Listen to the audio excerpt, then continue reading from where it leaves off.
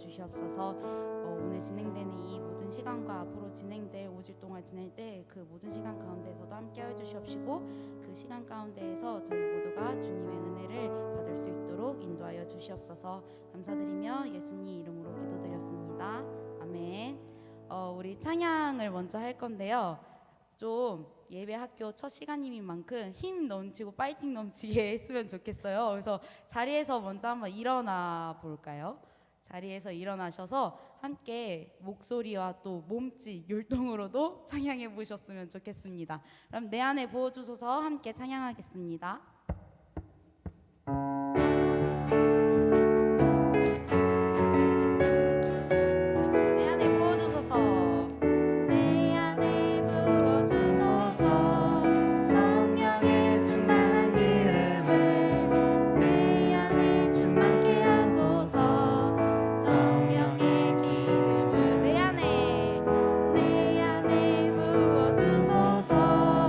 성령의 충만한 기름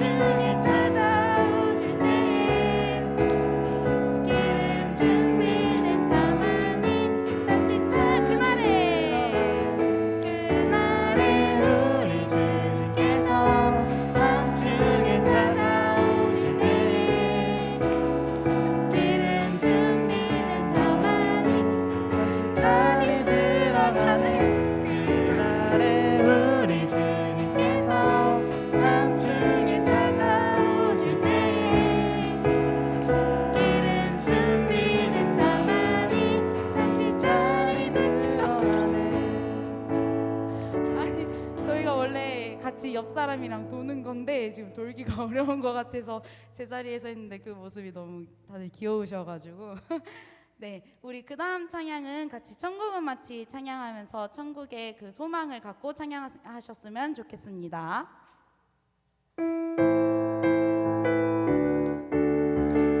함께 힘차게 찬양합시다. 천국은 마치 천국은 마치 자태간 주인 보아 땅속에 묻힌 아무도 모르는 보석. 천국은 마치 자태간 주인 보아 땅속에 묻힌 아무도 모르는 보석이라네. 그 보석 발견한 사람들, 그 보석 발견한 사람들 기뻐 뛰며 집에 돌아가.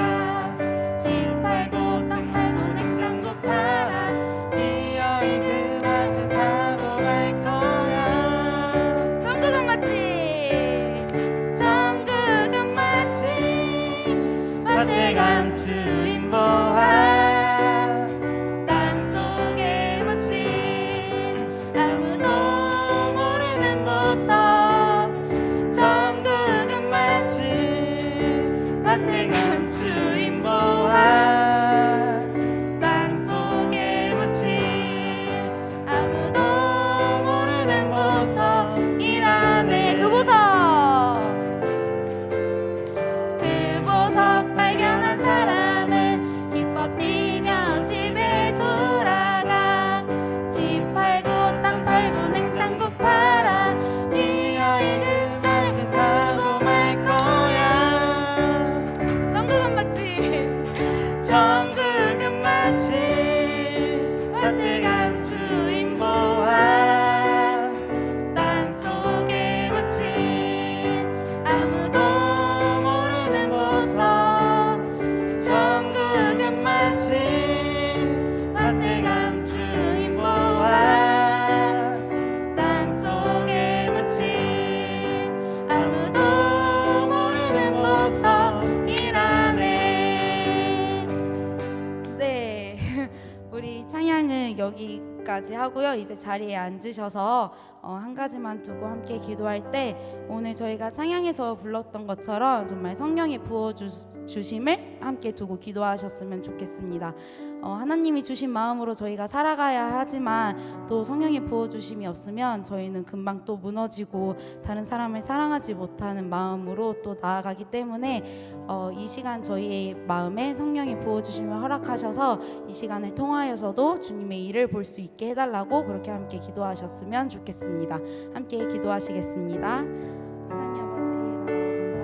오늘 저희가 이렇게 모든 일을 행할 때에 주님이 주신 마음으로 나아갈 수 있도록 인도하여 주시옵소서.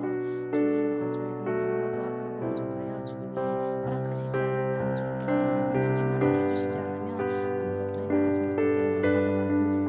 주님이 함께 하셔서 저희가 그 모든 것을 능히 해낼 수 있도록 인도하여 주시옵시고 주님께서 가르쳐 주신 그 말씀들을 모두 정말 삶 속에서 행하며 나아갈 때에 주님께서 허락해 주신 그 마음으로 나아갈 수 있도록 인도하여 주시옵소서.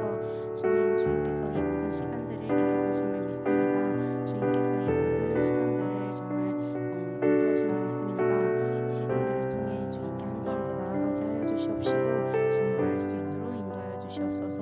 주님께 가까워지기를 원합니다. 저희가 주님을 정말 두루뭉술하게 하는 것이 아니라 주님을 똑바로 바라보며 주님과 좀 더 교제하기를 원합니다.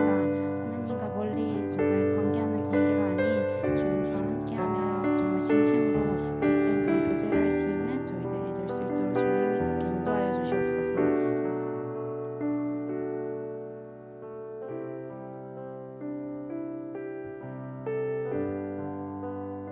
네, 하나님 아버지 저희가 또 이렇게 뒤에 많은 순서들을 행하며 지나갈 때에 주님께서 이 시간들을 은혜 부어 주셔서 저희가 그 모든 마음들을 하나의 마음으로 합하여 주님께 나아갈 수 있도록 인도하여 주시옵소서.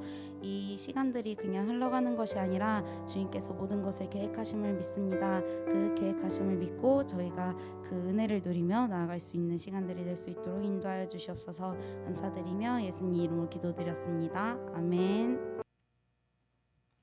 네, 뭐야, 네, 예배 학교를 함께 해주셔서 감사합니다.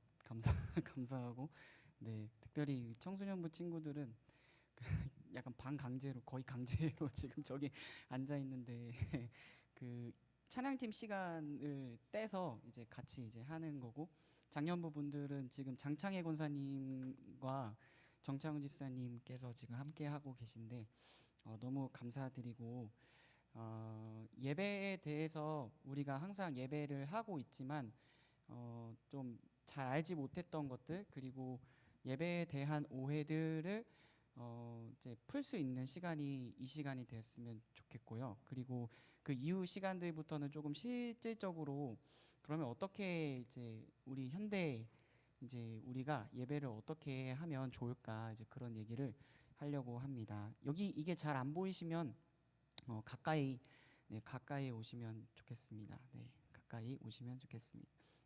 네. 제가 그러면 기도하고 함께 네, 기도하고 강의를 해보도록 하겠습니다. 하나님 감사합니다. 주님, 우리 가운데 날마다 함께하여 주셔서 이 시간 주님의 은혜를 전할 수 있도록 함께하여 주심에 감사드립니다. 아버지, 특별히 예배에 대해서 우리가 또 알고 있고 또 잘 모르고 있었던 것들, 이 시간 있다면 이 시간 가운데 함께하여 주시고 전하는 자나 듣는 자나 좋은 은혜 가운데 있을 수 있도록 아버지 인도해 주시옵소서. 예수님의 이름으로 기도합니다. 아멘.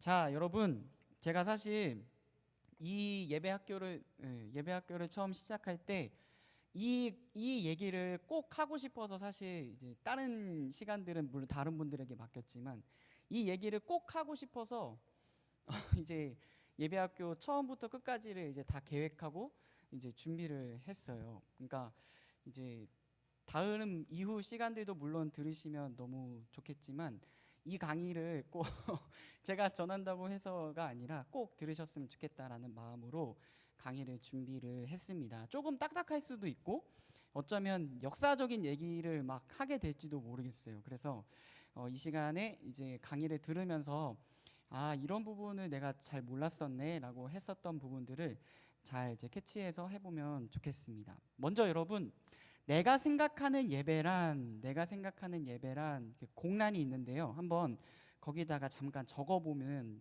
좋을 것 같아요. 내가 생각하는 예배란, 그 줌에 계신 분들은 채팅으로 쳐주시면 좋겠습니다. 내가 생각하는 예배란, 네, 얼굴도 보여주시면 너무 좋겠고요. 내가 생각하는 예배란 한번 적어 보시겠어요? 내가 생각하는 예배란.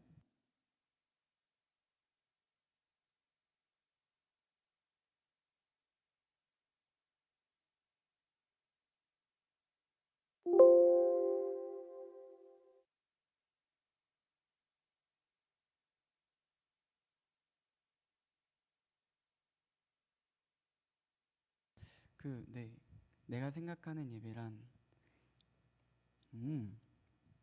나 예배하고 있는데 예배에 대해서 이제 생각을 해보고 정의를 해본 적이 없다. 그러면 이제 반성하면서 내가 생각하는 예배를 한번 적어봤으면 좋겠어요. 내가 생각하는 예배란, 내가 생각하는 예배 뭘까? 내가 생각하는 예배란, 우리 그 인도자분들부터 한번 물어보고 싶어요. 인도자분들부터 각 제 부서의 인도자, 저희 혹시 수연 자매, 내가 생각하는 예배란?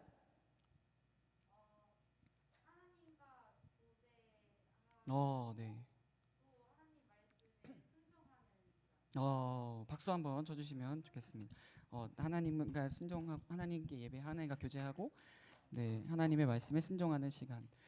시우. 내가 생각하는 예배.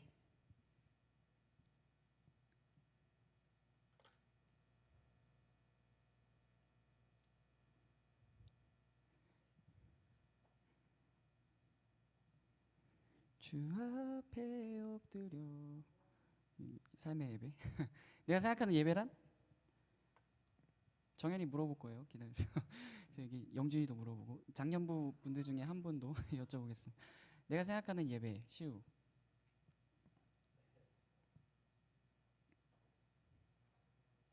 네? 뭐라? 왜 반성? 반성하겠습니다. 적어 보세요. 적어 보면 좋겠어요. 정연이.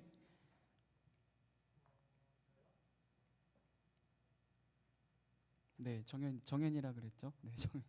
네, 정연이.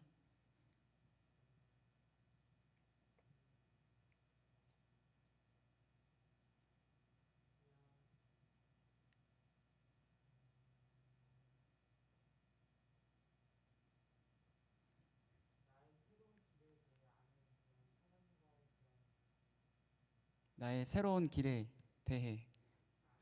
어? 맞아요. 나의 새로운 길에 대해. 음. 하나님과의 여정. 여행, 여정. 좋아요. 박수. 네. 자, 우리 영준이.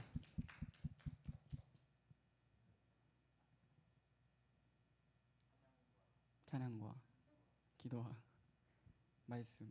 전형적인 찬양과 기도와 말씀이다. 맞아요. 정답이 아니라 네, 어쨌든 감사합니다. 혹시 권사님 한번 내가 생각하는 예배.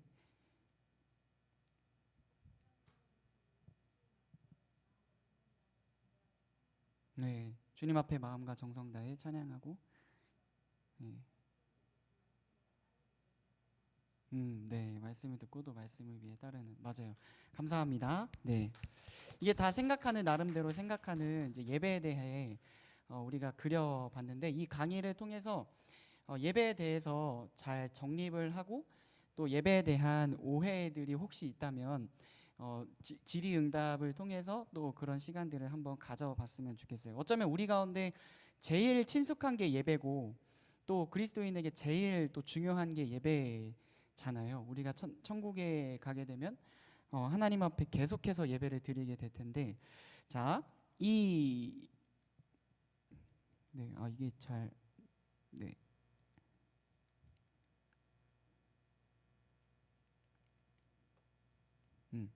자, 이 강의는 한번 읽어보겠습니다. 개관 목적인데요. 함께 읽겠습니다. 시작. 예배 중 찬양에 대한 성경적인 개념을 알고 실천하는 데 있다. 학습 목표. 이 시간이 끝나면 당신은 1번 시작. 예배 중 찬양에 대한 바른 정립을 가질 수 있다. 2번 지금까지 해왔던 찬양에 대해 깊이 고민해보고 예배 중 찬양곡 성정에 대해 바로 이해할 수 있다. 제가 어느덧 찬양 인도를 굉장히 하나님께서 많이 시키셨는데, 제 스스로 이제 찬양을 하면서도 많은 부딪힘이 있었고, 많은 오해들도 있었고, 그 안에서 또 자람도 있었어요. 잘함 아니고요.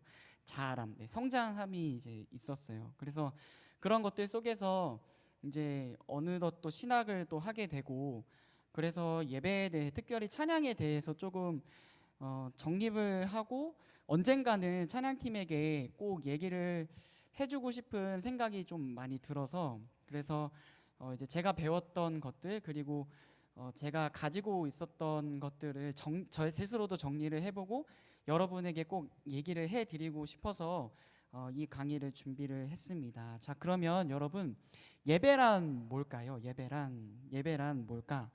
자, 우리 사전에서 여기 이 부분 돼 있는데, 우리 청소년부 친구들이 정의한다까지만 한번 같이 읽어보세요. 시작. 사전에서 예배란 신을 숭배하며 행하는 의식이다. 구글은 신자를 모여서 기도하고 교리를 듣는 일이라고 정의한다. 우리뿐만 아니라, 그쵸, 모든 사람들이 이 예배에 대해서, 특별히 그리스도인들뿐만 아니라 뭐 이슬람교, 뭐 불교는 이제 공을 드린다 이렇게 표현을 하는데, 모든 종교들이 예배에 대해서 나름대로 이제 정리를 하고 있어요. 근데 우리는 어떨까? 우리는 어떤 예배를 지금까지 드려왔는가? 구약 시대에서부터 신약 시대까지 한번 찬찬히 살펴보면서 우리의 예배가 어떠했었는지 한번 정리를 해보면 좋겠다 싶었습니다. 그러면 구약 시대와 신약 시대의 예배 이렇게 되어 있는데, 각 구약 시대의 이스라엘 백성들은 한번 적어봤으면 좋겠습니다. 희생 제물을 바침으로 하나님께 예배했다. 성경이 있으신 분들은 창세기 22장 한번 찾아보셨으면 좋겠어요. 네, 성경이 없으신가요, 다들? 네, 성경책 뒤에 있으니까 가져와 주셨으면 좋겠고, 창세기 22장 한번 찾아보셨으면 좋겠습니다. 창세기 22장. 창세기 22장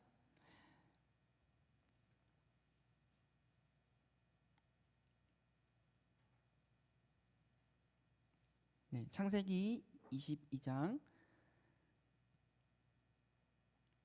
8절 22장 7절에서 제가 천천히 한번 읽어보겠습니다. 창세기 22장 네, 이삭이 그 아버지 아브라함에게 말하여 이르되 내 아버지여 하니 그가 이르되 내 아들아 여기 있노라. 이삭이 이르되 불과 나무는 있거니와 번제할 어린 양은 어디 있나이까. 아브라함이 이르시되 내 아들아 번제할 어린 양은 하나님이 자기를 위하여 친히 준비하시리라 하고 두 사람이 함께 나아가서 하나님이 그에게 일러주신 곳에 이른지라. 이에 아브라함이 그곳에 제단을 쌓고 나무를 버려놓고 그의 아들 이삭을 결박하여 제단 나무 위에 놓고 손을 내밀어 칼을 잡고 그 아들을 잡으려 하니 여호와의 사자가 하늘로부터 그를 불러 이르시되 아브라함아 아브라함아 하는지라. 아브라함이 이르되 내가 여기 있나이다 하매 사자가 이르되 그 아이에게 내 손을 대지 말라. 그에게 아무 일도 하지 말라. 내가 내 아들 독자까지도 내게 아끼지 아니하였으니 내가 이제야 내가 하나님을 경외하는 줄 아노라. 아브라함이 눈을 들어 살펴본즉 한 순양이 뒤에 있는데 숯불이 숯불에 걸려 있는지라. 아브라함이 가서 그 순양을 가져다가 아들을 대신하여 번제로 드렸더라.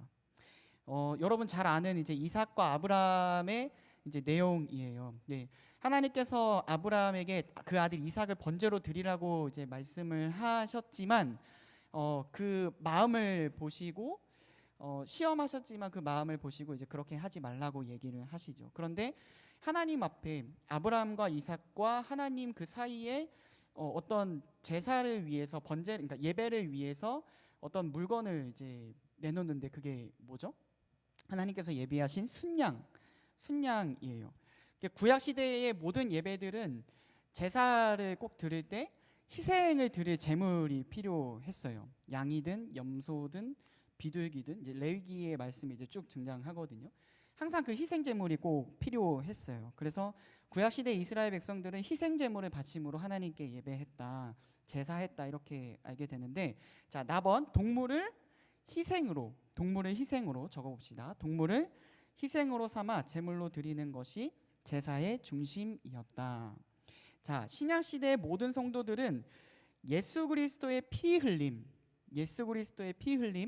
곧 죄 사함으로 인하여 더 이상 제사를 드리지 않고 하나님께 나아갈 수 있게 되었다. 구약 시대의 모든 사람들은 희생 제물이 필요했어요. 항상 희생 제물이 필요했어요.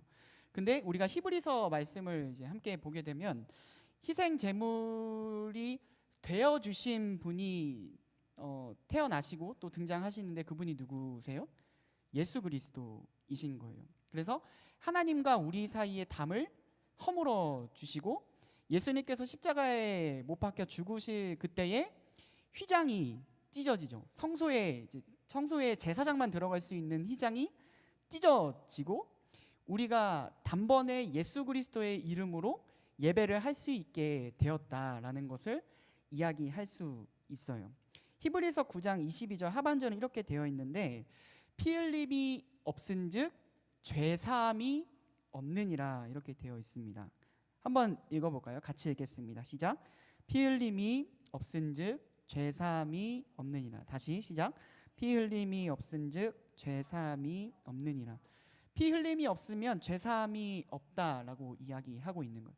그러니까 다시 정리하면 구약 시대의 모든 사람들은 양이나 염소나 비둘기에게 손을 얹고 이 모든 죄를 왜 웃으세요?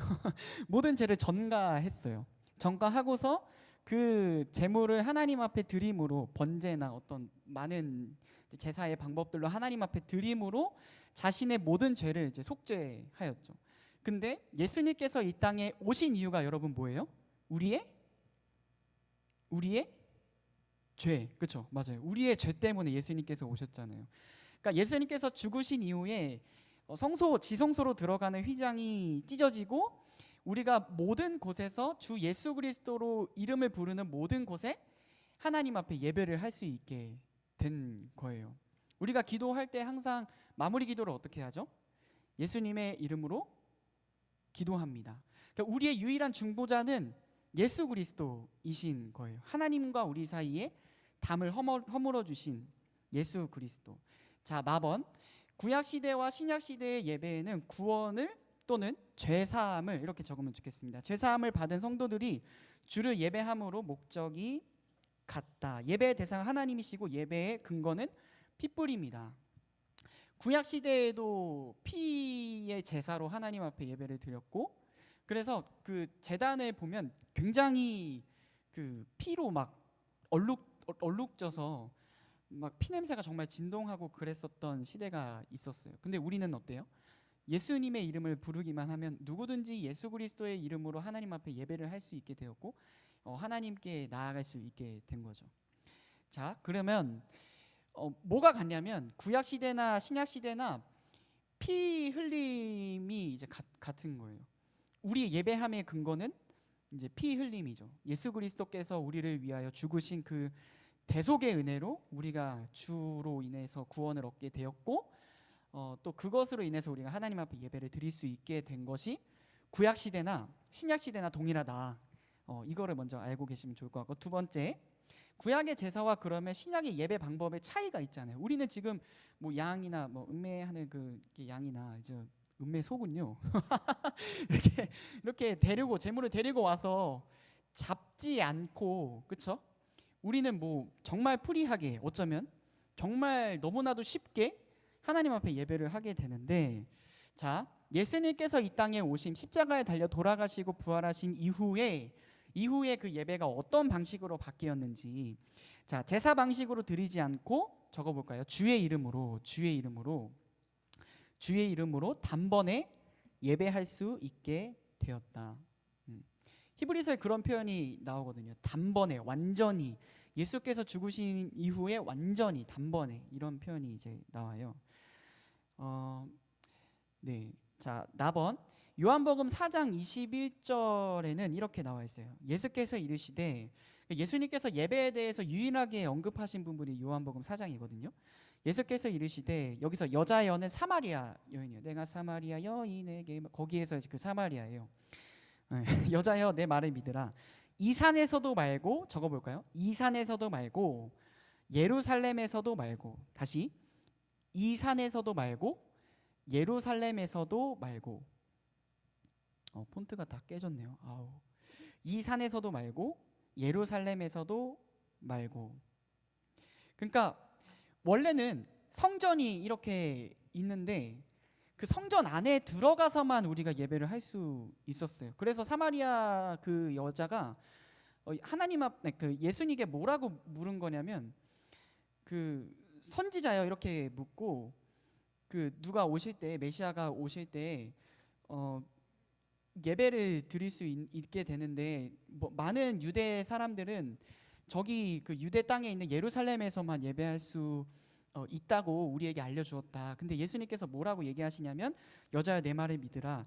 이 산에서도 말고 예루살렘에서도 말고, 이렇게 이제 얘기를 하신 거죠. 무슨 말이냐면, 어느 곳에서나 예배를 할 수 있게 예수님께서 그렇게 우리에게 열어주셨고, 또 그 은혜로 우리가 주 앞에 얘기할 수 있게 되었다. 그러니까 지금 우리가 비대면으로 계속 예배를 하고 있잖아요. 영상으로도. 그 자리에서도 하나님을 예배할 수 있는 거예요. 어디에서나 어느 곳에서나 하나님을 예배할 수 있는 모든 길이 열렸다라는 것이죠. 그러니까 얼마나 감사한 일이에요, 그렇죠? 예전에는 막 여기 뭐 카프리선 이런 거 못 가지고 들어왔어요. 네. 그리고 진짜 예배할 때 음료수 여러분 가지고 들어오잖아요. 그런 것도 원래는 누가 성전에 그런 거를 가져와요. 예수님께서 시장에 그 성전 안에 비둘기 파는 사람들, 그렇죠? 지금 먹지 말라는 얘기가 아니라 비둘기 파는 사람들, 양을 막 데리고 거기에서 막 시장을 열고, 왜 거기에서 열었냐면 바로 잡아서 이제 해야 되니까. 그게 너무 귀찮은 거예요. 시장까지 가가지고 양을 끌어와서 여기서 이제 성전 안에서 걔를 잡고 이러는 게 너무 귀찮은 거예요. 그래서 머리가 빠른 사람들이 이제 성전 안에서 그 일을 할 수 있도록 거기 안에 이제 시장을 열은 거죠. 막 비둘기, 뭐 양 이런 것들을. 근데 예수님께서 어떻게 하세요? 채찍질을 막 하시면서 이렇게 그들을 엄청나게 혼내시고 꾸짖으시죠. 네. 우리 청소년부 친구들은 알겠지만 교회는 뭐예요? 교회는 건물이 아니죠. 교회는 건물이 아니에요. 여기는 예배당이에요. 우리가 교회인 거죠. 네. 지금 카프리선 먹어도 돼요. 지금은 먹어도 되고. 여러분 항상 그렇지만 생각할 때 정말 감사하는 마음이 우리 마음 가운데 있어야 해요. 레위기에 또 율법적으로 우리가 하나님 앞에 우리의 자신을 계속해서 들이밀게 되면 우리는 절대로 하나님 앞에 예배할 수 없는 사람들이에요. 그런데 어떻게 주로 예배할 수 있게 되었죠? 답을 말해버렸지만 주로 인해서 우리가 하나님 앞에 예배할 수 있게 되었다. 이게 얼마나 놀랍고 감사한 일인지 여러분 기억했으면 좋겠습니다. 그래서 답은 우리는 진정 하나님께 예배함의 자유를 얻은 사람들입니다. 자, 그러면 하나만 더 생각을 해봅시다. 자, 자유란 한번 이것도 적어봅시다. 자유가 여러분 뭐라고 생각하세요? 자유란 이것도 여러분 질문만 던지고 제일 마지막에 정리를 할게요. 자유란 여러분 자유가 뭘까요?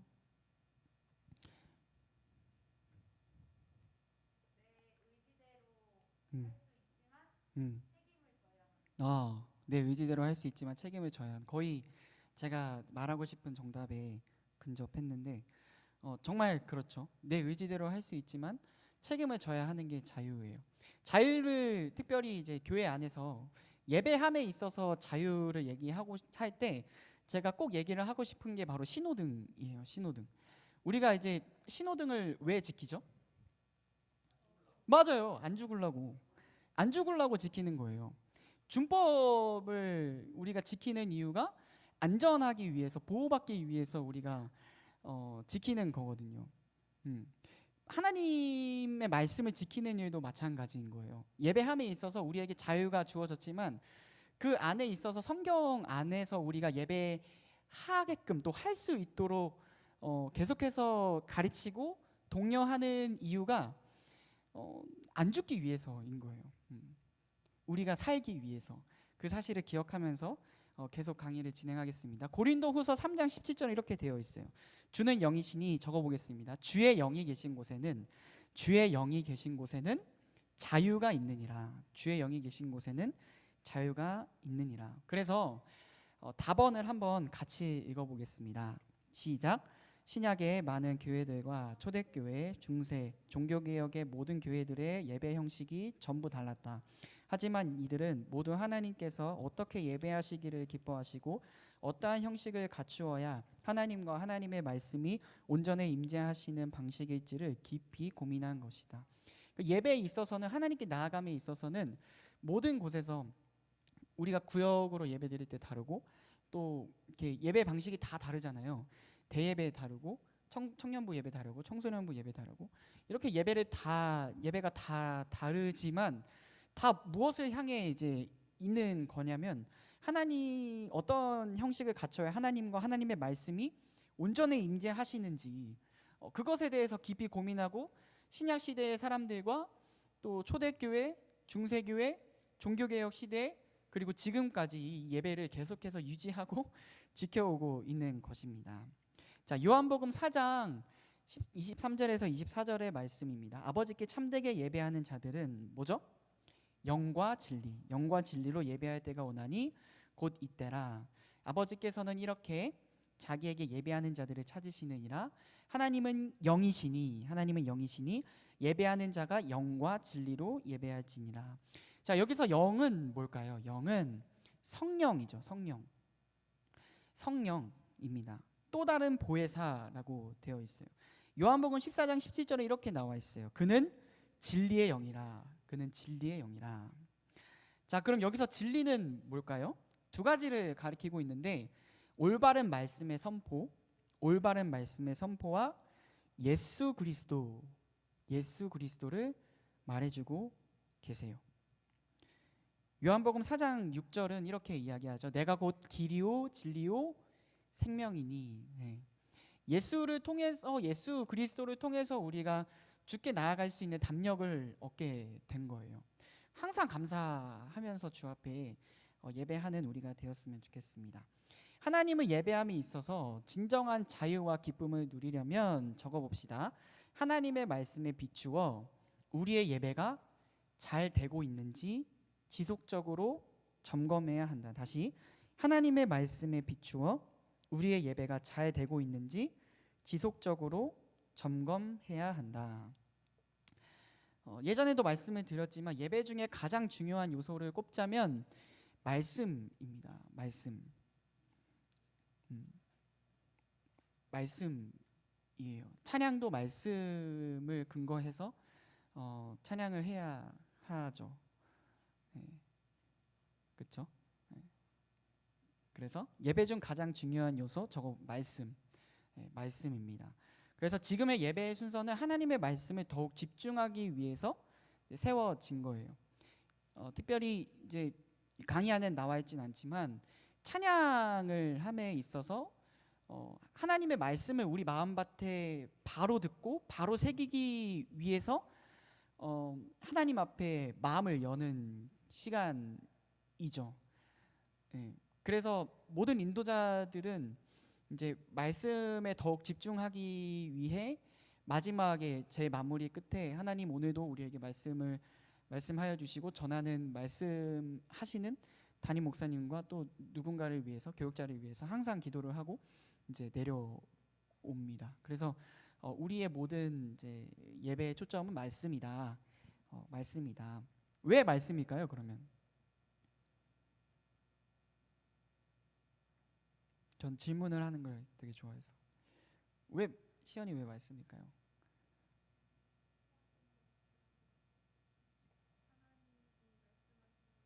맞아요. 하나님이 말씀하신 거니까. 그렇죠. 우리는 그의 양이잖아요. 그렇죠? 하나님은 우리의 목자이시니까 매일같이 하나님의 음성을 들어야죠.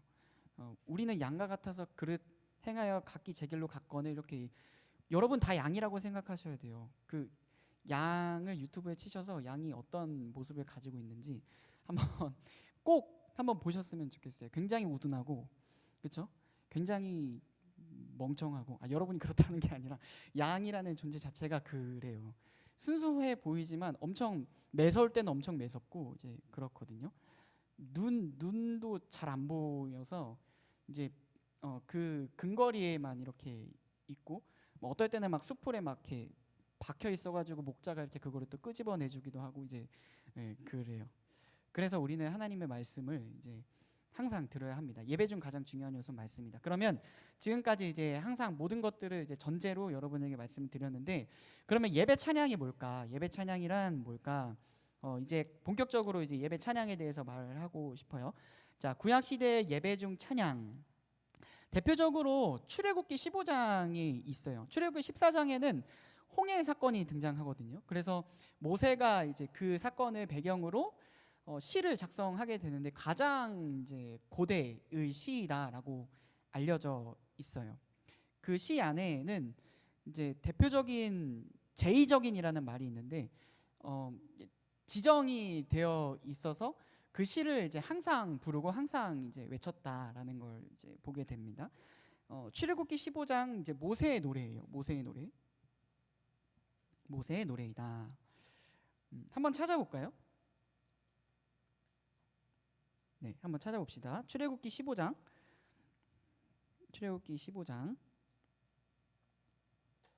혹시 졸리신 분들 있으면 서서 들으셔도 돼요. 네. 조금 네. 출애굽기 15장 2절과 3절만 한번 읽어보겠습니다. 자, 함께 1절, 2절, 3절 자, 함께 읽어보겠습니다. 시작. 이때 모세와 이스라엘 자손이 이 노래로 여호와께 노래하니 일렀으되 내가 여호와를 찬송하리니 그는 높고 영화로우시며 말과 그 탄자를 바다에 던지셨음이로다. 여호와는 나의 힘이요 노래시며 나를 구원이시로다. 그는 나의 하나님이시니 내가 그를 찬송할 것이요 내 아버지의 하나님이시니 내가 그를 높이리로다. 여호와는 용사시니 여호와는 그의 이름이시로다. 아멘. 하면서 그때에 이때에라고 하면서 이제 홍해 사건을 배경으로 이제 모세가 이제 쭉 기록을 하는 것을 보게 이제 되죠. 네. 그래서 이스라엘 백성들을 홍해에서 건지신 또는 구원하신 네, 구원하신 하나님을 찬양하였다. 하나님을 찬양하였다. 자, 그래서 디귿만 봅시다. 유대인들은 여전히 매일 아침 예배와 6월절의 일곱째 날에 이 시를 암송한다고 해요. 네, 그만큼 이제 유대인들한테는 굉장히 중요한 시이다라는 걸 보게 되죠. 자, 답은 구약 시대의 사람들은 시편을 노래했죠, 그렇죠? 구약 성경이기도 하고 또 고라 자손, 뭐 다윗, 솔로몬도 지었고요. 네, 그런 네, 죄송합니다. 네, 그랬습니다. 시편을 노래했어요. 그래서 내가 새벽 날개치며 바다 끝에 주의 손이 나를 인도해 하나님이여 주의 생각이 그쵸? 어찌 그리 보배로우시 우리도 다 그것을 배경으로 어쩌면 찬양을 하고 있는 거예요. 은연중에 이제 많은 사람들이 시편을 가지고 노래를 하기 위해서 굉장히 노력하고 또 애쓰는 것을 우리가 보게 됩니다. 그리고 자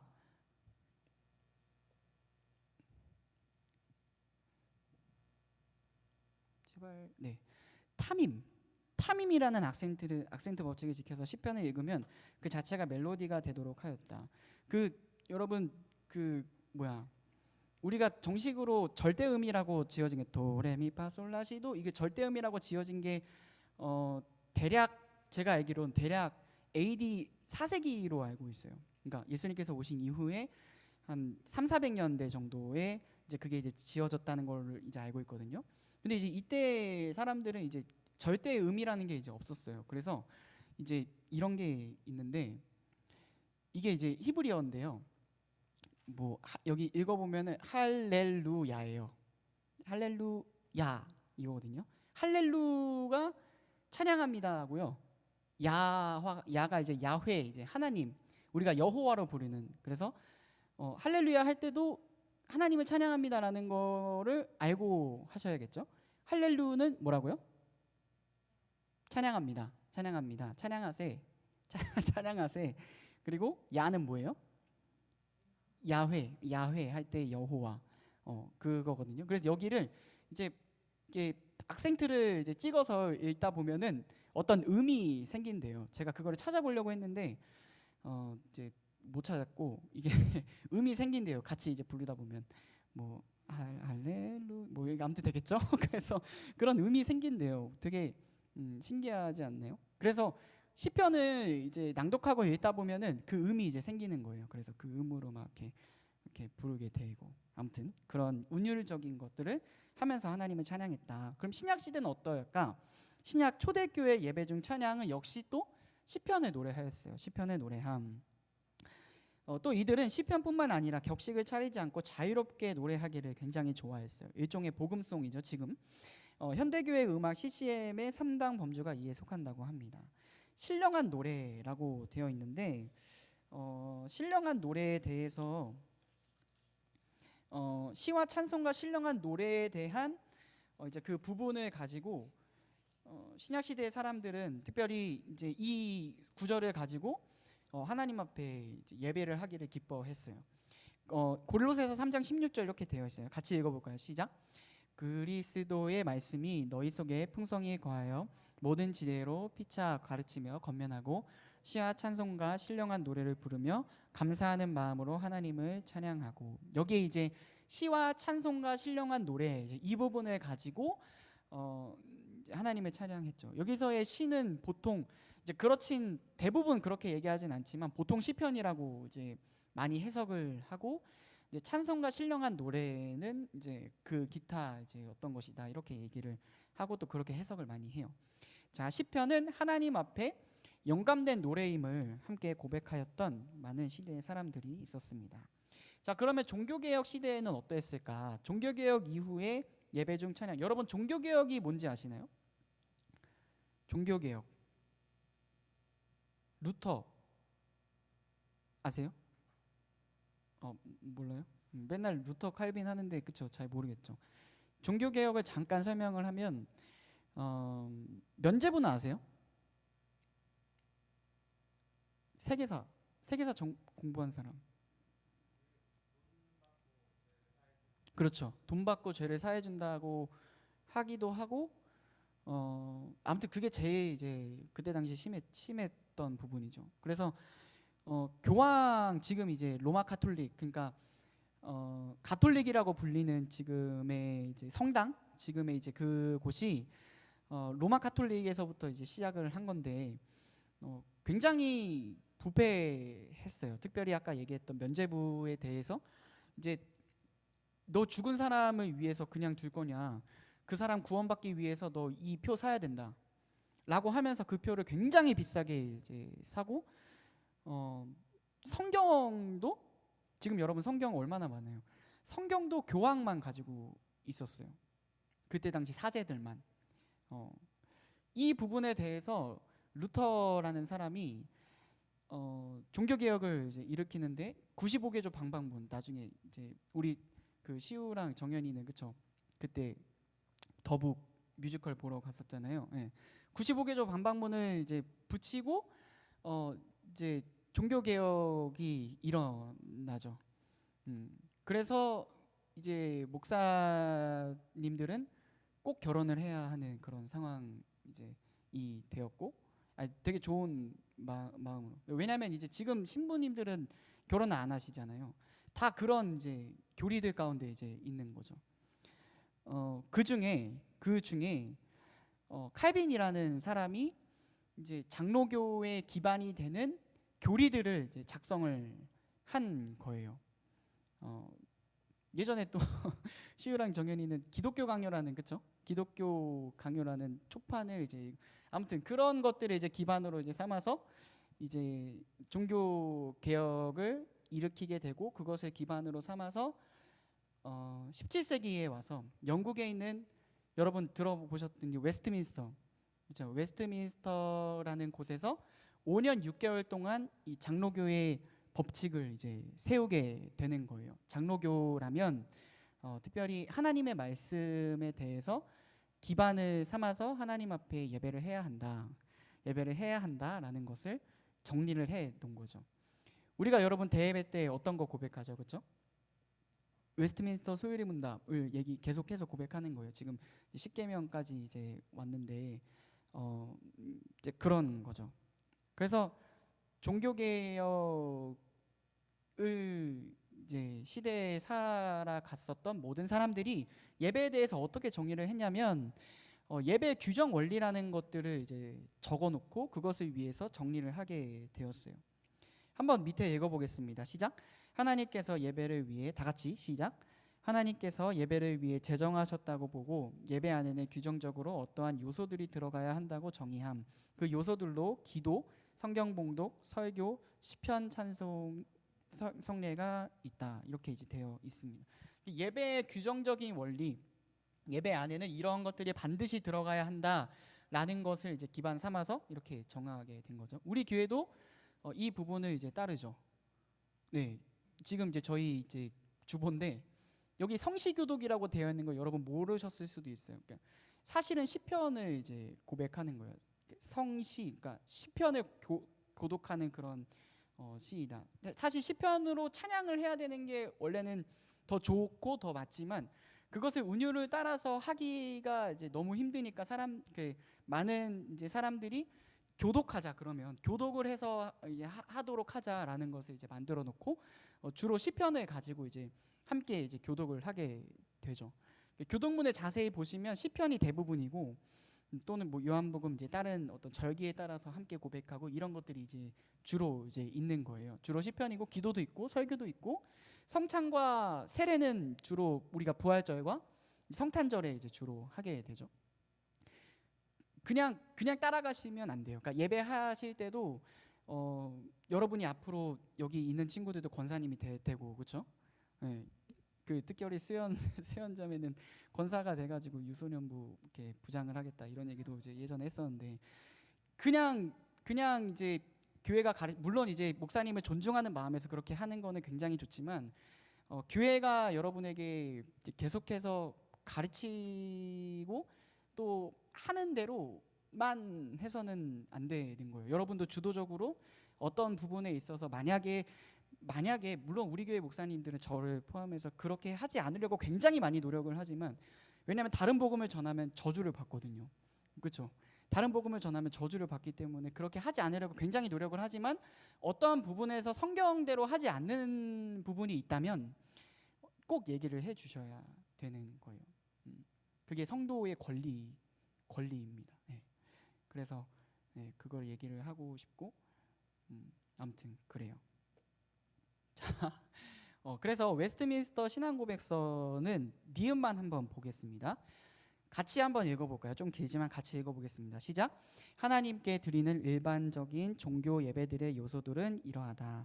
경건의 마음으로 성경을 봉독하며 설교를 올바르게 하며 하나님께 순종하여 이치를 깨닫는 마음과 믿음과 경외심을 가지고 하나님의 말씀을 성심껏 들어야 하며 심령에서부터 시편을 감사함으로 찬송하며 그리스도께서 제정하신 성례를 바르게 실시하며 합당하게 성례를 받아야 한다.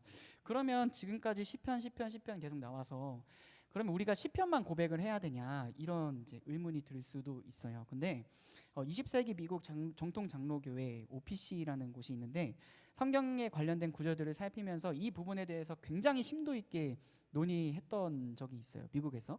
그래서 어떤 결론을 내렸냐면, 성경이 예배 노래의 내용을 어떤 식으로 제한하지 않고 좋은 추론으로 신약 성경에서 노래의 내용을 이끌어 올 수도 있다고 이제 결론을 이제 내리게 되죠. 그래서 결론적으로 뭘 얘기하고 싶냐면, 구약, 신약, 종교 개혁과 그 이후의 시대는 가사, 말씀에 집중하였다.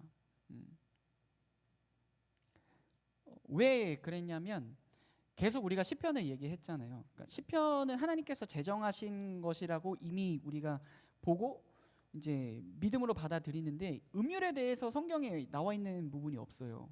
그렇죠? 뭐 어떤 부분에선 4분의 4박자로 찬양해라, 시편 4분의 4박자 야, 이렇게 해서 하나님께서 주신 적이 없단 말이에요. 그래서 이 부분에 대해서는 어느 정도 자유를 갖되, 가사에 있어서 말씀을 가지고 말씀을 기반으로 하나님을 찬양하는 게 좋겠다 라는 것들을 이제 정해서 이제 제정을 하게 된 거죠. 그래서 이제 결론적으로 위의 시대들의 공통점은 찬양의 요소들 중 가사에 집중하였다는 것이다. 특별히 시편을 고백함으로 하나님께서 주신 말씀을 고백하는 효과를 누리게 된 거죠. 하나님께서 주신 말씀을 고백하는 효과를 누리게 된 거죠. 그러니까 엇갈리는 의견이 있었지만, 그럼에도 가장 좋은 고백은 시편이다. 가능하면 시편을 고백하되 그렇지 못하다면 하나님의 말씀을 기반하여 하나님을 찬양하는 사람들이 되었으면 좋겠다, 이렇게 정리를 한 거고, 같은 문서 웨스트민스터 신앙고백서 20항 2항은 양심의 자유에 대해서 이야기하거든요. 적어볼까요? 양심의 자유. 밑에 제가 이제 적어놨는데 가로 3 치고 여기 밑에 각주처럼 이렇게 달아놓은 게 있는데, 한번 나중에 읽어보시기 바래요. 양심이 있어요, 사람에게. 야, 너 양심이 있지? 그러면 어떡해? 이렇게 얘기하잖아요, 그렇죠? 모든 사람에게는 다 양심이 있는 거죠. 양심도 하나님께서 주신 거거든요. 양심에 따라서 그러한가 그렇지 않은가를 계속해서 살피고 그렇게 이제 하나님을 예배하는, 이게 자유인 거예요. 그렇죠. 이게 예배함에 있어서 자유다라는 거죠. 그러면 저는 아니죠. 자, 시편이 아닌 다른 찬양 가사들을 사용해도 제가 될 순 없다. 우리의 기도가 주기도문에 비하면 늘 엉망이듯이 하나님은 우리의 예배 또한 늘 부족하나 계속해서 받으시고 수정하기를 기뻐하신다. 예. 교회는, 특별히 신성교회는 양심에 따라서 예배를 계속해서 개혁하기를 원해요. 그리고 저의 이제 개인적으로 이제 다른 결론은, 하나님을 묵상할 수 있는 가사, 시편 또는 그 외에, 그리고 하나님을 노래하는 것 또는 그것도 말씀으로부터 나와야 힘이 있다라는 것을 제 개인적인 경험을 통해서 하게 되었어요. 제가 이제 찬양 인도를 하면서 한 번은 정말 영광, 어떤 예수 그리스도의 권능, 이런 부분에 대해서 한번 정말 깊이 하나님께 찬양을 드렸었던 적이 있는데, 과도기가 굉장히 많았지만 결론적으로 말하자면 정말 이게 음악이 아니구나.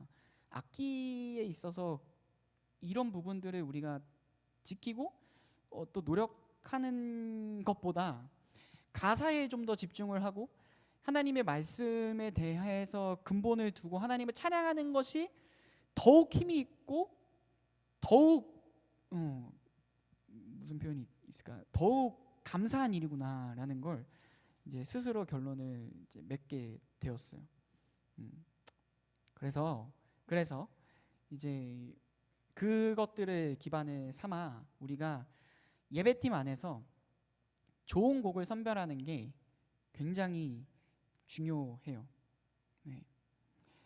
저도 잘 못할 때가 많지만 이 찬양을 선곡할 때는 그냥 이번 주도 그냥 뭐 하지 이렇게 하지 말고 특별히 이제 인도하시는 분들 뿐만 아니라 다른 분들도 언젠가는 어떤 자리에서 인도를 하시게 될 수도 있어요. 특별히 여기 계신 분들은 더욱 이제 그럴 때가 있을 텐데 그냥 이제 찬양곡을 선별하지 말고 다음의 내용들을 기반 삼아서 찬양을 선별했으면 좋겠다라는 것을 전하고 싶습니다. 자, 그러면 이제 마지막으로 향하고 있어요. 자, 예배팀 안에서 찬양으로 쓰일 수 있는 찬양과 그렇지 않은 찬양의 구분이 먼저 필요해요.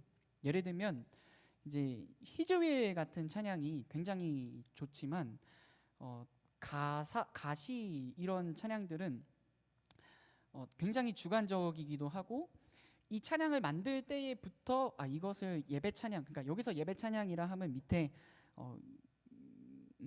이거부터 한 다음에 말씀드릴게요. 예배의 대상은 먼저 하나님이세요. 예배의 대상 하나님이시고 우리의 예배 근거는 피 흘림, 그로 인한 자유입니다. 그리고 예배 찬양에 있어서 자유는 우리가 지킬 수 있는 자유는 말씀 안에서의 가사이죠. 그래서 예배 찬양에서의 곡을 선정할 때 하나님을 높이는 말씀, 특별히 가사에 좀 더 집중했으면 좋겠고 집중하시길 바라고 세대를 아우르는 익숙한 곡 그리고 멜로디가 쉬운 곡을 선정하시기 바래요. 내 주는 강한 성이요. 이것도 이제 독일일 거예요. 독일의 애국가예요. 그 멜로디 자체가 딴딴딴따다단따다단딴 딴딴딴딴딴따다단딴. 그래서 이제 이 노래를 루터가 지었는데 굉장히 쉽게 이제 가사를 전달하기 위해서 쉬운 멜로디를 붙였죠. 우리나라에도 이제 이러한 것들이 굉장히 많죠.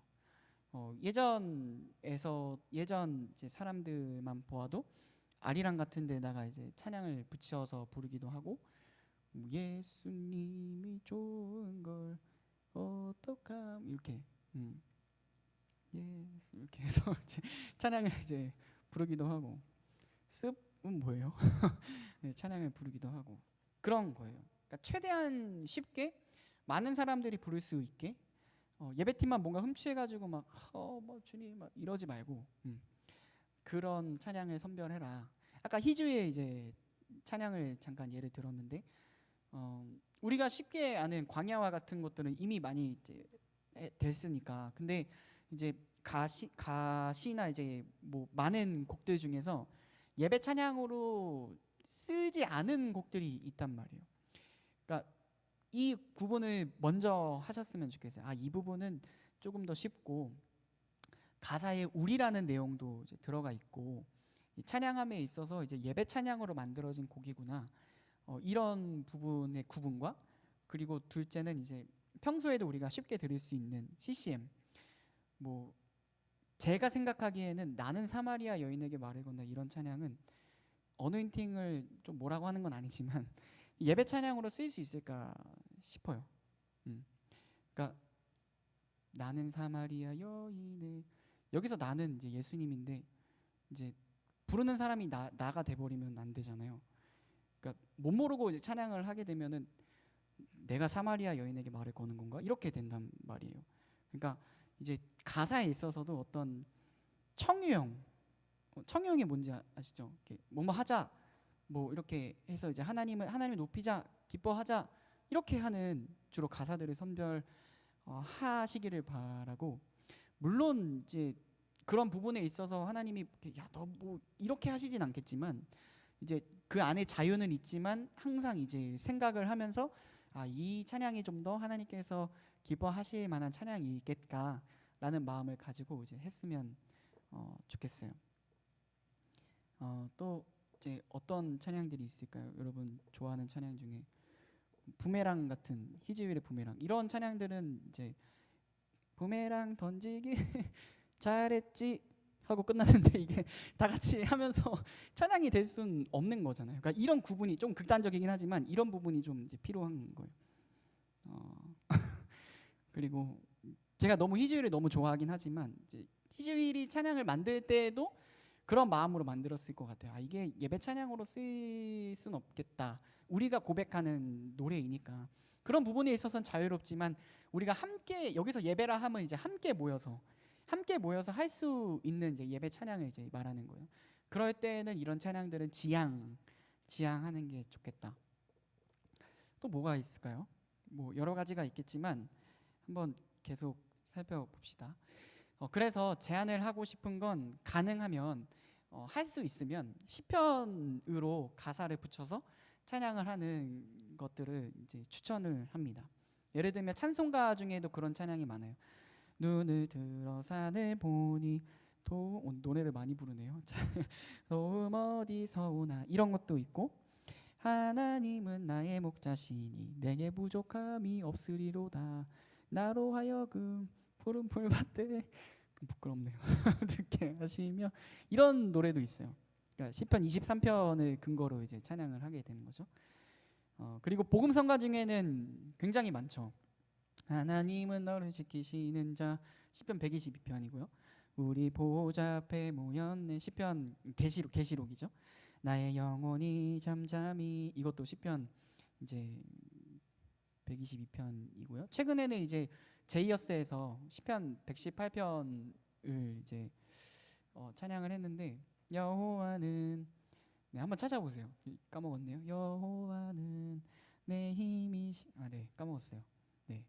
그리고 그 신주께 영광 돌리세, 이런 찬양이 있고, 해 뜨는 데부터 해 지는 데, 그러니까 다 예전 찬양이 주로 이제 시편을 가지고 노래하려고 굉장히 애썼어요. 그러니까 어쩔 수 없이 예전 찬양을 할 수밖에 없는 거예요. 그러니까 여러분 만약에 작곡을 할 수 있는 능력이 있다면 이제 시편을 가지고 찬양을 할 수 있도록 많은 멜로디를 붙여주셨으면 좋겠고, 저도 이제 해볼게요. 하는 할 수 있는 대로 그렇게 이제 할 수 있도록. 그래서 이제 요즘 이제 찬양들은 무슨 시편이야, 우리가 그냥 하는 게 그냥 찬양이지, 이렇게만 이제 생각을 하다 보니까 이제 좀 더 바람직한, 올바른이란 표현보다는 좀 더 바람직한 찬양을 하나님 앞에 이제 많이 하지 않게 되는 경우가 많은 거죠. 신학을 가지고 이제 마커스 같은 찬양들이 보통 신학을 가지고 이제 찬양을 만들거든요. 그 요나단의 고백 같은 경우에도 그렇고, 어떤 한나의 노래 같은 경우에도 그렇고, 그러니까 그러니까 하나님의 말씀을 묵상하면서 이렇게 찬양을 하는 것도 물론 굉장히 좋지만, 하나님의 말씀을 그대로 찬양하는 예전에 있었던 사람들을 있는 그대로 찬양하는 것도 굉장히 좋다라는 걸 말해드리고 싶어요. 자, 그래서 이 후자에 얘기했었던 부분이 이제 그거죠. 성경의 주제를 담은 가사 찬양 적어볼까요? 성경의 주제를 담은 가사 찬양.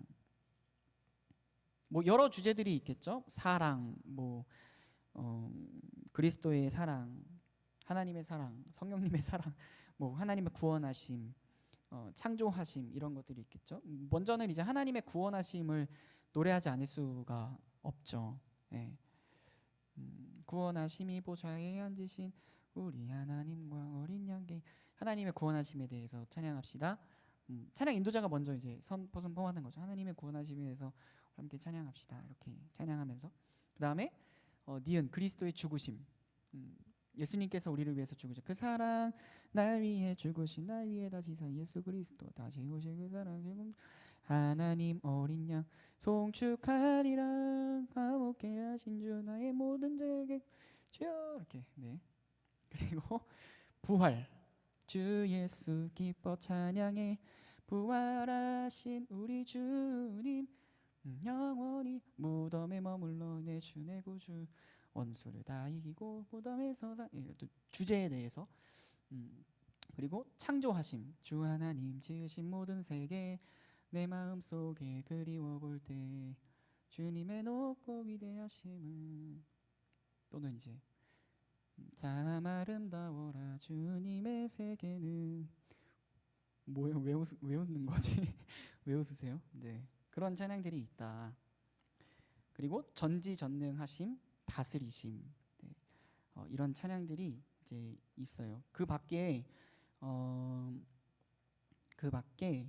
이제 그 밖에 최근에는 이제 찬송가를 편곡해서 찬양하는 찬양팀이 굉장히 많아지고 있죠. 저도 이제 많이 듣고 이제 교회에서 함께 할 수 있도록 많이 노력을 이제 하려고 하는데, 이 부분도 이제 세대를 아우르기 위해서 아까 이제 세 가지 있었잖아요. 우리가 적어놨었던 뭐였죠? 하나님을 높이는 가사 말씀에 충실하고, 세대를 아우르는 익숙한 곡, 멜로디가 쉬운 곡, 이 세 가지를 충족을 하기 위해서 이제 많은 노력을 또 찬양팀이 기울이고 있어요. 그래서 저는 이제 마커스도 이제 마커스지만 마커스의 이제 심종호 간사님보다는, 이건 제 개인적인 이제 개취죠. 심종호 간사님보다는 소진영 간사님이 좀 더 이제 정말 깊은 묵상 속에서 하나님을 찬양한다는 걸 많이 느끼게 돼요. 그리고 예전 찬송가들도, 예전 찬양들도 많이 인용해서 이제 세대를 아우를 수 있도록 찬양을 하는 것들, 선별하는 것들, 그런 능력이 좀 뛰어나신 것 같다는 생각이 들어요. 그래서 이제 소진영 간사님 찬양들을 특별히 마커스 찬양 인도, 예배 목요 찬양 인도할 때는 심종원 간사님 나올 때는 끌 때가 많고 소진영 간사님 이거는 개인 취향이니까요. 네, 소진영 간사님 나올 때는 이제 좀 이렇게 함께 하려고 많이 합니다. 네. 그리고 또 찬양곡을 선별함에 있어서 별다른 멘트를 하지 않아도 멘트가 장황하게 긴 사람들이 있어요. 그렇게 하지 않고 찬양 가사에 찬양곡을 붙여서 그냥 그거를 이제 하는 게 제일 이제 좋아요. 찬양을 함에 있어서 특별히 찬양하세, 찬양하세, 찬양하세, 그 가사 자체가 이제 뭐 어떤 멘트나 하나님을 찬양합시다라고 굳이 얘기하지 않아도, 물론 저도 얘기를 많이 하긴 하지만 얘기를 하지 않아도 찬양 안에 이제 그 가사나 내용 자체가 많잖아요. 그래서 좀 더 회중을 또 집중을 하게 할 수 있고, 그런 찬양들도 선별하는 게 좋겠다 생각이 들어요. 네. 최근에 이제 청소년부 찬양 중에 굉장히 인상 깊었던 게 내 안에 가장 귀한 것, 이것도 이제 아이자야에서 그쵸? 편곡을 해서 찬양을 한 걸로 알고 있는데, 멜로디도 굉장히 쉽고 굉장히 고백하기 편한, 그리고 C 코드로 되어 있어요. 이 코드도 굉장히 중요해요. 나중에 코드도 좀 얘기를 하고 싶은데, 먼저 얘기를 하고 싶은 건 뭔가 플랫을 많이 붙여서, 그 플랫을 많이 붙여서 굉장히 막 우중충하고 심오한 분위기를 내려고 하는 찬양팀도 많아요. 근데 그런 것들은 지양하는 게 좋아요. 막 마이너 코드 써가지고 막 그런 찬양들 좀 이렇게 지양하는 게 좋다, 최대한. 그렇지만 이제 네, 잘 선별해서, 그러니까 이 부분이 다 자유인 거예요. 우리가 어떤 곡을 선택함에 있어서 자유인 거죠. 계속해서 바꿔 나가는 거예요. 그래서 이런 강의들이 필요한 거죠. 네. 자, 그러면 이제 예배 찬양으로 하지 않았으면 하는 찬양들 5분 정도 이제 하고 이제 마치려고 하는데, 주관적인 이야기와 가사, 주관적인 이야기와 가사. 아까 얘기했었던 희지율의 가시와 같은 찬양들 좀 주관적이죠. 네. 비로소 보게 되는 것 내 자신이 아니, 너무 높기도 해요. 그래서 이제 저와 수연이 같은 경우는 이제 잘 찬양을 못하죠. 네. 너무 높아가지고 그러면 어르신들은 얼마나 어렵겠어요, 그렇죠? 항상 고려해야 돼요. 이 교회는 저만 있는 게 아니니까 예, 항상 고려해야 해요. 자, 그다음에 멜로디가 어려운 곡은 좀 자제했으면 좋겠다. 밝은 빛이 가득해 주네와 사랑해 이곳에 뭐 할 수 있죠. 청소년부에서는 가능할 것 같아요. 근데 다 같이 있는 어른들에서는 이제 하지 않는 게 제일 좋고 그래도 이제 그럼에도 불구하고 청소년부 안에서도 제가 이제 억지로라도 찬송가를 꼭 넣으려고 내구주 예수님이라는 그 찬양이라도 꼭 넣으려고 하는 이유가 나중에 이제 여러분도 청년부로 올라가게 되고 이제 또 하게 될 텐데 어른들은 다 찬송가로 노래를 하고 있는데 나랑 안 맞아 이렇게 보면 안 되는 거잖아요. 그러니까 우리만의 어떤 문화와 감성들도 이때 함께 갈 수 있도록 계속해서 노력을 해야 한다. 마음을 열어라 이런 얘기를 하고 싶은 거예요. 자, 그리고 시편 성경의 주제나 말씀을 담지 않는 가사는 지양하시기 바라고 한 찬양팀을 여러분 소개하고 싶은데 이 강의를 유튜브에 올릴 거지만 그럼에도 여러분은 이 찬양팀을 절대 따라가지 않으셨으면 좋겠어요. EDM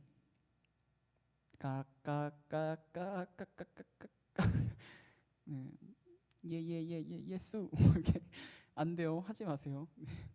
네, 그러지 마시고 힙합 이제 힙합 할 수 있죠. 근데 다 같이 있는 공통적인 문화에서 그게 지금은 아직 젊은 세대 저도 젊은 세대이니까 네, 누가 근데 MZ 세대는 아니라고 이렇게 명확하게 지적을 해가지고 저한테 상처를 준 기억이 있는데 안녕 하람아 밑으로 내려와 얘들아 밑으로 내려와 그런 이제 경험이 있는데 어쨌든 자 여러분 보세요.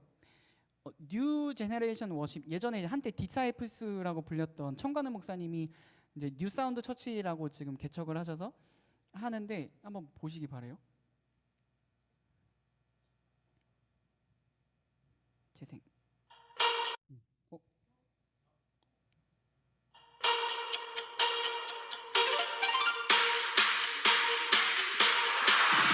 그 2만 뷰. 예배만 2만 뷰. 최근에 했었던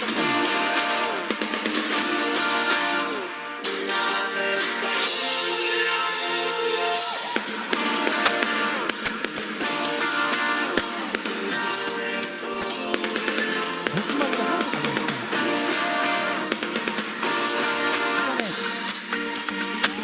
성원이를 박수.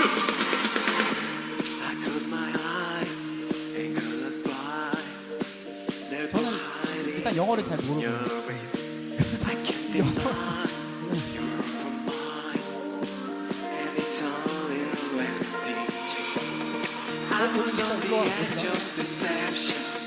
조금만 기다리면 내려가서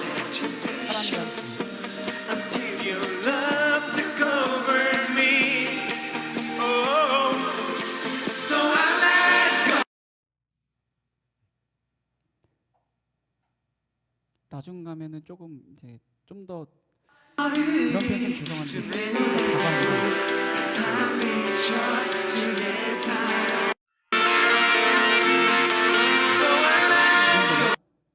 그래서 여러분 우리 이제 EDM 하자 지금 해가지고 까까까까 쩝쩝 이거 하지 마세요. 네 하지 말길 바라고 예전에 청소년부 친구들은 그 어디죠? 브릿지 임팩트, 네, 브릿지 임팩트를 갔을 때 굉장히 좋았다고 이제 그랬었는데, 그 자체에서는 뭐 좋을 수 있지만 그 찬양팀은 따라가지 않으셨으면 좋겠어요. 그리고 지속적인 반복을 통해서 마치 막 접신 효과를 막 되는, 와 이렇게 해서 자 보세요. 이거는 이제 위러브 찬양인데 위러브 저도 좋아해요. 좋아하지만 이 예배는 따라가지 않으셨으면 좋겠다.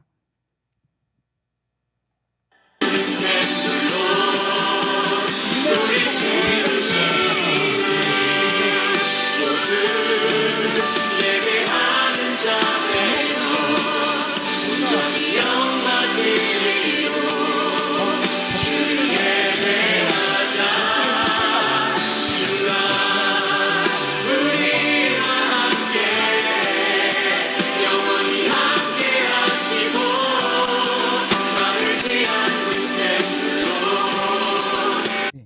가사를 보면 우리 모두 예배하는 자 되어 온전히 영과 진리로 주를 예배하자 이렇게 되어 있는데 영 아까 뭐라 그랬죠? 영은 성령님이고 진리는 뭐예요? 말씀과 예수 그리스도라고 얘기했는데 이제 그 영과 진리로 예배하면은 그 예배 말씀이 못해도 선포가 되어야 되잖아요. 이 위러브 예배에. 근데 5분 설교하고 5분 메시지 전하고 이렇게만 하고 끝난단 말이에요.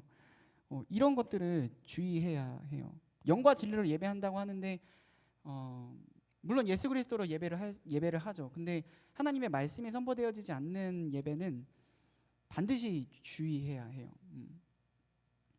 알겠죠?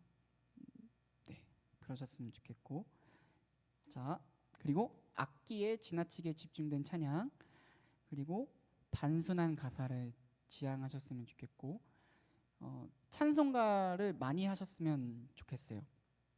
찬송가는 음률이 쉽고 굉장히 단순하게 되어 있으면서 4절까지 되어 있어요. 그러면 1, 2절 뭐 처음 몰랐다 쳐도 1, 2절 이제 부르고 3절부터는 사람들이 많이 알겠죠.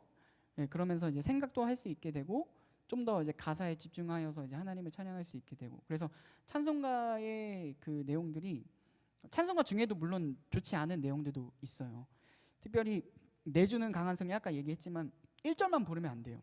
내 주는 강한 성이요. 그래서 이제 1절의 마지막에 어떻게 끝냐면 저 마귀 누군가 아닌데 1절에 이제 마지막에 마무리가 뭔가 마귀가 이제 해서 우리가 이제 건들지 못하네 이렇게 해서 끝나거든요. 그렇게만 이제 1절만 부르면 이제 예수님이 마치 지는 듯한 그런 뉘앙스로 이제 끝나게 되니까 그거 1, 2, 3절까지 이제 부르는 게 좋다. 자, 하나님이 아닌 내가 많이 들어간 가사에 집중하셨으면 좋겠습니다. 그래서 결론이 뭐냐면 가사에 집중하라는 거예요. 가사에. 예.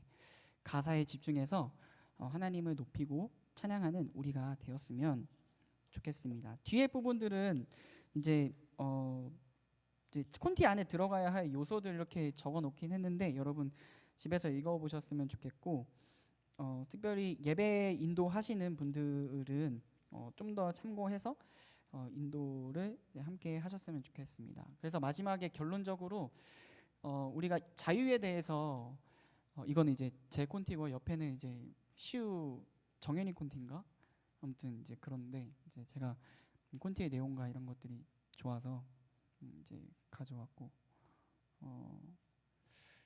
이런 능력을 이제 성광 쌤이 알려줬는지 잘 모르겠지만 콘티를 정말 잘 짜는 것 같아요. 시우와 정현이는 진짜 정말 감사할 정도로 보세요, 여러분.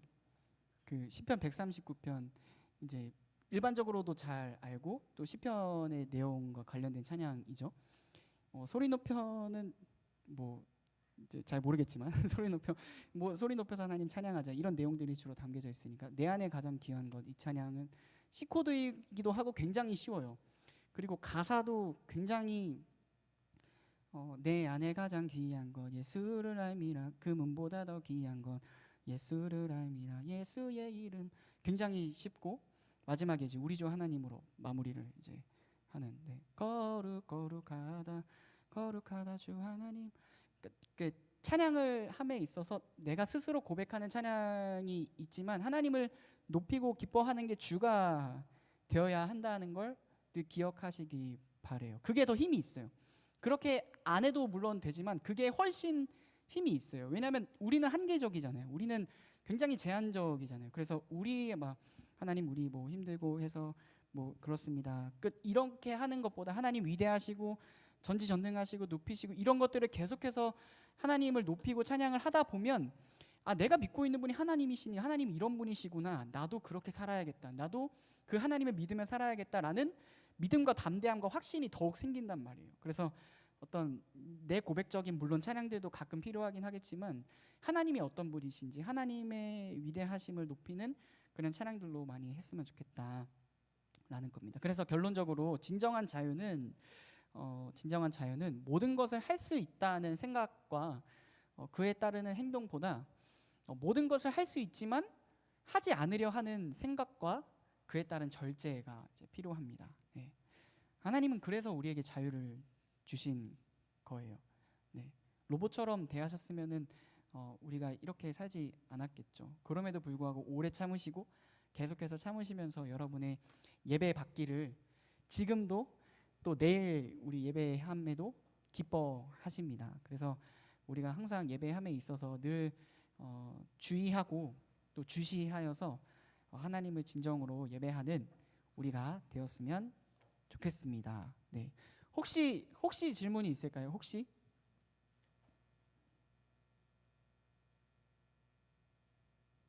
우리 유소년부 친구들이 좀 기다리고 있어서 네. 혹시 질문이 있을까요?